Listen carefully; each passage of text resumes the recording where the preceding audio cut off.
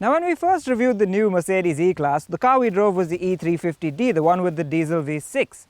This one, however, is the one we've really been waiting for. It's the E220d. And why is that? Well, for one, it's a whole lot more affordable than the E350d, and two, it debuts Mercedes' brand new 2-litre 4-cylinder diesel engine, an engine that will soon make its way throughout the Merc range. Well, the car has just been launched and we've got a chance to get behind the wheel.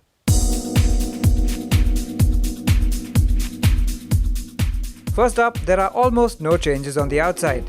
You still get the same regal, stretched look with the big star on the grille and the signature double-slash LED headlamps. And at the back, apart from the 220d badge, there's nothing to tell it apart from the V6 version. The only difference is this set of 5-spoke alloy wheels, the same size but a different design. Even on the inside, it seems not much has changed. The wood on the dash is a lighter color, the Artico upholstery has a different pattern, and that's about it. But dig a bit deeper and you'll find that some equipment is missing. There's no memory function for the front seats, there's no Burmester hi-fi audio, and there's only a rear-view camera rather than a surround camera. However, you still get the panoramic sunroof, Apple CarPlay and Android Auto, and of course that incredibly spacious and comfortable back seat, with the pillow headrest and the reclining backrests. But that's all on the surface. Let's find out what's under the skin. So let's get right to the heart of the matter, the new motor. It's a 2-litre 4-cylinder diesel engine that makes 194 horsepower and 400 Newton meters of torque. Now, while the torque figure may be the same as the outgoing 220d motor, the power is considerably higher. Those numbers also put it right on par with the competition. But how does that all translate on the road? Well, I'm happy to report that this engine makes a very good first impression, and that's because it sounds a whole lot more refined than the outgoing 2.1-litre diesel motor. It's very quiet at lower revs.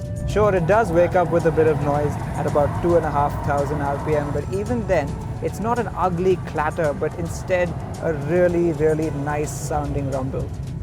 Performance feels more than adequate for this size of car, and even up against our testing equipment, it recorded a rather solid time of 8.81 seconds from 0 to 100 kph. Yes, that time makes it about 1.8 seconds slower than the V6 powered 350d, but when it comes to kickdown acceleration for overtaking, the two are much closer. Now, brilliant as ever is Mercedes' 9-speed automatic transmission. It always has a ratio ready for you, and you can barely tell it's there. That's how smoothly and seamlessly it shifts gears. So, the powertrain is a very pleasant surprise. But what about the rest of the oily bits? Now, another crucial mechanical difference is that while the big E350d has air suspension at all 4 corners, this car uses standard steel springs at all 4 corners. So how has that affected the ride quality? In this department too, I gotta say I am pretty impressed. It's got none of that firmness of the C-Class, and yet it still manages to maintain a good amount of body control over bumps.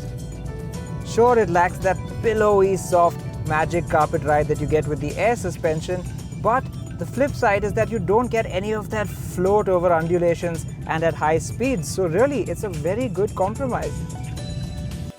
The rear suspension is a bit softer than the front, and that means the CEO might get moved around a bit more than his chauffeur. No air suspension also means no adjustable dampers, and you can't raise the car at the touch of a button for a speed bump. But in most scenarios, we found that it handled them just fine nonetheless. And finally, the handling. The steering is very light at low speeds, and it weighs up really nicely when you put it into Sport or Sport Plus mode. It's also quite sharp and accurate, but really, this car on the whole is not one for corners, and that's mostly to do with its enormous size. There is quite a bit of body roll, but it's less than we expected, and certainly not as much as you get in the air suspension equipped E350d. Like the engine then, the dynamic package of this E220d has proved to be surprisingly good. Now, when the new E-Class was launched, there was clearly a massive gap in the model range. Sure, the petrol version was a little bit more affordable, but then if you wanted a diesel, you'd have to make a massive jump to the E350d. This car fixes that problem, being a whole lot cheaper than the E350d and not a whole lot more than the petrol model. What's more, it retains all the E-Class traits, especially that tremendous back seat. The engine is quite superb. It's very refined and powerful enough. And when you couple that with improved running costs and a rather stellar ride quality, we really believe that this car has the potential to become the mainstay and the popular choice in the E-Class range.